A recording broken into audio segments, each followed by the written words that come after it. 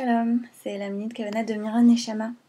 Dans quelques heures, on va tous s'asseoir autour d'une table, une très belle table, je l'espère, avec des gens qu'on aime, je l'espère, pour un seder, un ordre, un rituel de 15 étapes, avec seulement un repas au milieu. Le repas, c'est vraiment marginal, entre guillemets, le dîner à part entière dans le seder, c'est vraiment ce qui se passe avant et ce qui se passe après qui compte.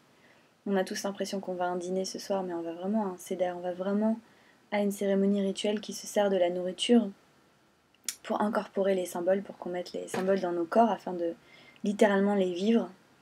Et ce qui me fascine, c'est ce rapport au temps, justement. Le rapport au temps et le sens de Pessah par rapport à ça. Donc le seder, c'est quelque chose, j'en parlais l'année dernière, le seder c'est long, c'est très très long.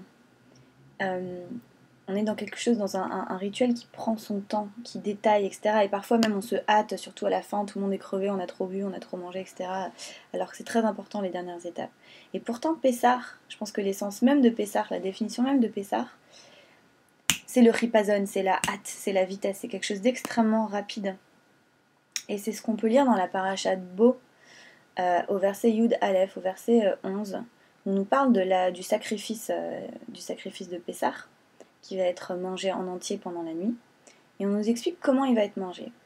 Le kacha torlo oto. Et voici, et comme ça, ainsi vous le mangerez. Matnechem charugim, donc avec la ceinture au rein. Naalechem bareglechem, avec vos chaussures aux pieds. Donc tu vas manger, genre limite debout, les chaussures aux pieds, la ceinture dessus. Umakelchem bayadechem, et ton bâton déjà à la main. Donc littéralement, on a cette image-là de quelqu'un qui a son bâton, sa ceinture, ses chaussures, et il est là en train de manger cette chose sainte qu'est le Korban Pessah. Et c'est pas assez de nous donner cette image-là, c'est pas assez que de nous donner cette image-là, cette métaphore. On nous dit encore plus explicitement, Vachaltamoto bechipazon, et vous le mangerez en hâte. Et là on nous dit Pessah hu l'Hachem. Voilà ce que c'est le Pessah d'Hachem. Donc là, si quelqu'un vous demande un jour la définition c'est quoi Pessah, ah bah Pessah c'est ça. C'est manger en hâte, un sacrifice à la hâte avec nos pieds, avec nos bâtons et tout. Et on nous dit vraiment Pessah qu'on est censé vivre chacun de nous comme si chacun de nous on sortait d'Égypte. Avec cette hâte-là. Et alors, comment on explique d'un côté cette hâte et de l'autre côté pourquoi nous on passe des heures et des heures et des heures à la table du seder? Et la seule chose qui me vient pour expliquer ça, tout simplement, c'est le fait que, comme vous le savez, les transitions, il n'y a rien de plus difficile que de changer. Il n'y a rien de plus difficile que de changer dans la vie. Et les transitions, par définition, une transition, ça se fait d'un coup. C'est-à-dire qu'il y a des longues périodes de maturation, il y a des longues périodes de digestion, des gros changements radicaux quand on quitte quelqu'un, quand on commence quelque chose de nouveau, quand on change de pays, etc.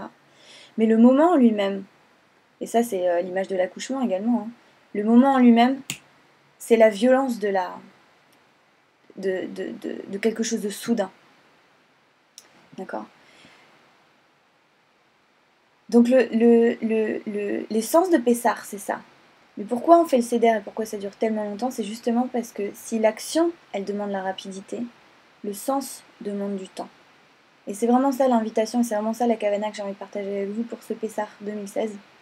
C'est qu'on prenne le temps justement de vraiment réfléchir sur le sens des choses, prendre le temps de savourer chaque étape du seder, chaque goût, chaque moment, de le revivre dans son corps vraiment.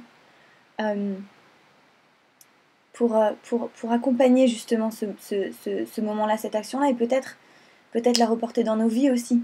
Qu'est-ce qu'on a besoin de quitter dans nos vies? Qu'est-ce qu'on a besoin et là, je ne parle pas forcément de choses extérieures, hein, de quitter son boulot ou la personne avec qui on est, non. Qu'est-ce qu'on a besoin de quitter comme état intérieur? Et qu'est-ce qu'on a besoin d'atteindre comme état intérieur?